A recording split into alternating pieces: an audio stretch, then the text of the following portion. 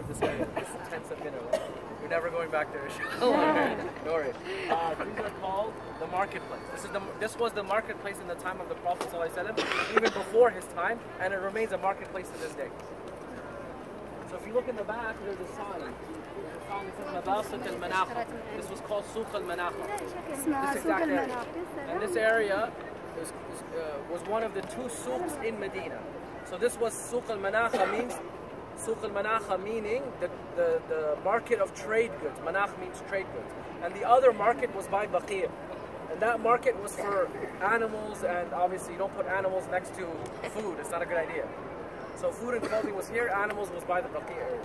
And the Prophet ﷺ used to come here very often, and he used to visit the people in the marketplace. Now a lot of times we think the Prophet ﷺ just sat in the masjid teaching classes. Have you ever thought that that's not really how the Prophet ﷺ dealt with it? The Prophet ﷺ taught people in roughly 4 different ways. Number one, he would visit them, so he would visit the marketplace very often. And he would actually teach them and say, hey, how do you trade? And they would say, Ya Rasulullah, we give this for this. He said, don't do that, that's not allowed, that's riba. So he would tell them, do it this way instead. For example, one man would say, I would trade 2 kilos, at that time it was like kilos called Souq or wood. I would trade 2 kilos of dates for these 1 kilo of dates. This 1 kilo is better quality than this 2 kilo. And the Prophet ﷺ would say, don't do that, this is riba al-fadl. Why? Because you cannot quantify how many of these bad or lesser type of dates, quality, equal to 1 kilo of those better quality. So he said, take these 2, why is it riba? Why is it not allowed? Because it creates animosity. And this seller could, or buyer in either case, could end up monopolizing the market based on gharar, which is an unknown amount. And basically there being an unknown limit or quantifiable amount. So the Prophet ﷺ said, he said, what should I do, Ya Rasulullah? He said, take your 2 kilo dates and sell them. And then take the money and buy this kilo of better quality because it's quantifiable. So that's the reason why the Prophet ﷺ would come here and he would oversee the trade in the market. So the Prophet ﷺ would visit them. Just like you saw in Masjid Quba, which is this way, sorry. Masjid Quba, the Prophet ﷺ would visit them, he would stay with them, and all around Medina. In fact, Umar ibn Abdul Aziz, which is the Umayyad Khalifa, built 70 masajid that the Prophet ﷺ visited in that community, and he would pray there. 70. Out of those 70, 18 are remaining. 18 are remaining, for many different reasons. And the Prince, recently, he signed a royal decree that they're going to rebuild 56. So anyway, in any case. So the point being is, the Prophet ﷺ would come here often and regulate all of those ahadith that you hear about Islamic financial transactions. Most of those principles in Islamic finance come from places like this, where the Prophet ﷺ would regulate. And interestingly enough, this Souq was also known by another name, called the Souq of the Jewish tribes. Souq, Banu Qaynuqa and Banu Qurayza, this is it right here, that you will read in Sirah. This was it right here. Now, the Jewish tribes had a monopoly over the marketplace. How did they have a monopoly? Is they would charge tax on anyone that trades here. So people who were too poor to afford the tax, they would not trade in this market. They would be forced to trade on their own outside, in the villages, etc. And the profit margin was shared between the Jewish tribes. So what the Prophet ﷺ did when he took over the governance of Medina, the very first thing he did is actually the secret of why Dubai got rich. Okay, Dubai implemented the Sunnah in one thing in their life, ever, right? And that is, what do they do with their ports? They're free tax. They're free tax. The ports of Dubai, free tax. What does it do? It brings in investors, and business flourishes. When you have a lot of people coming in and the influx of businessmen to this, that's exactly what happened. People from all over got to come and have equal access to customers based on that free taxation. So, the Prophet ﷺ actually implemented this before Dubai even heard of it. I don't know if they even implemented the Sunnah, but they did by default in any case. So this is something that made the companions rich. In fact, Abdurrahman ibn Auf, who lost everything in Mecca, finally came here and said, just show me the marketplace, and he came here and started trading. And I calculated his wealth without inflation, obviously depreciation of prices, etc. He made $22 million in the life of the Prophet. $22 million in the life of the Prophet ﷺ off of the marketplace. the rich Meccan businessman of the Khan of Auf. He became one of the richest companions in Medina, and his home which is now in Masjid al-Nabawi, when you walk to the Rawda for the women, it's in the middle area where the umbrellas are. That's where his home was, and was known as Dar al-Diyafa, the home of the guests, because the guests of the Prophet ﷺ would stay in his estate. Now, Nur will be a prop. So look at this. So Nur, mashallah, is a very handsome gentleman. Say mashallah. So one day the Prophet ﷺ, while he was here, he saw one of his companions that he loved.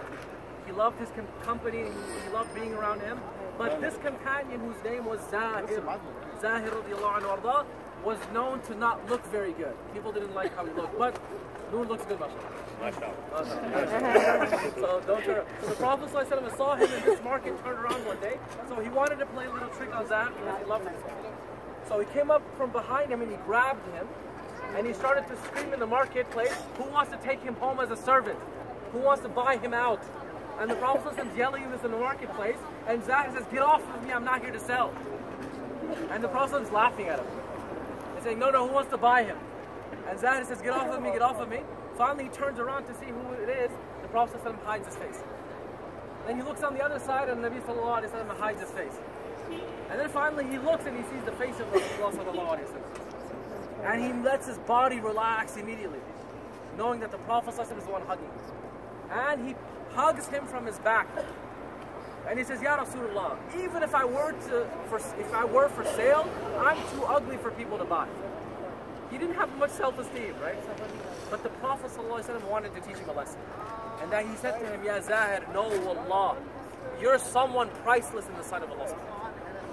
Bal anta ghalid inda Allah, you're priceless. You don't even have a price. That's how much Allah loves you. And this is the Prophet ﷺ with one companion, maybe most of us haven't heard of. Can you imagine how the Prophet ﷺ will be with us on the Day of Judgment?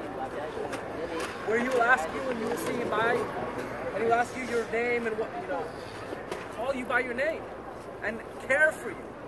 And ask you that, subhanAllah, you lived, well, you guys are Canadian, never mind. If you ask us in America, you lived in the Trump era, right? How was it? The sacrifices that you had for Islam. And the difficulties that you had, and the sacrifices that you made. The Prophet ﷺ would love you. And not only that, one day he was sitting with Aisha radiallahu anha, and Aisha asked the Prophet ﷺ something that probably every wife has asked her husband. Do you make dua for me? Do you make dua for me? And the Prophet ﷺ laughed and he said, of course Aisha, I make dua for you. And Aisha said, what do you say in your dua? Tell me what you say in your dua. And the Prophet ﷺ smiling, he says, Ya Aisha, I say, oh Allah, forgive the sins of Aisha, the one she has done and the one she will ever do. And Aisha was so happy, she just started to cry. And she fell in the lap of the Prophet ﷺ. And the Prophet ﷺ surprised, says, Ya Aisha, this makes you happy? And Aisha says, how can the dua of the Prophet not make me happy? It's not just a caring, loving husband. This is Rasulullah ﷺ. You know how special you would feel? That the Prophet remembers you in your dua? The Prophet ﷺ said, Ya Aisha, if this makes you happy, know that I make this dua for every one of my ummah and every one of my salawat. That's how much Rasulullah ﷺ remembered us. In every single one of his salah. Let me be reunited with them. Oh Allah, forgive them. That's how connected our Prophet was with us, and he never saw it. I have a question for all of you. Don't answer, just be honest with yourself. How many of us make a dua for the companionship of the Prophet like the Prophet made dua for companionship with us? Do we say in every one of our salah, Ya Allah, give me the companionship of Rasulullah ﷺ? This is something you should walk away with, brothers and sisters, in Hajj. Especially when you're in the city of the Prophet ﷺ. The love of the Prophet ﷺ. You feel the physical love here in the city. You feel the presence of Rasulullah ﷺ. That's part of the barakah of the city. And the dua that he made for the city, that may Allah make the city beloved to him. But where is the love of the Prophet in our hearts? Honestly. We should always remember this, that the Prophet ﷺ loved us so much that he would make dua for us. So we should make dua out of our love for the Prophet ﷺ for his companions. And this is what places like this teach us. SubhanAllah, it's preserved to this day, where our Prophet used to come and buy. How many, inshallah, you can buy here as well? I don't get any money for marketing, right? But you can actually buy something from here and say, I bought from the Souq of the Prophet. Maybe you can give your family a gift or something, maybe your neighbors. And this Hamda is still open to this day. It's not like America or Canada, where things shut down at 9 o'clock. This goes on till 2 o'clock in the morning, the law is. But this is the place where the Prophet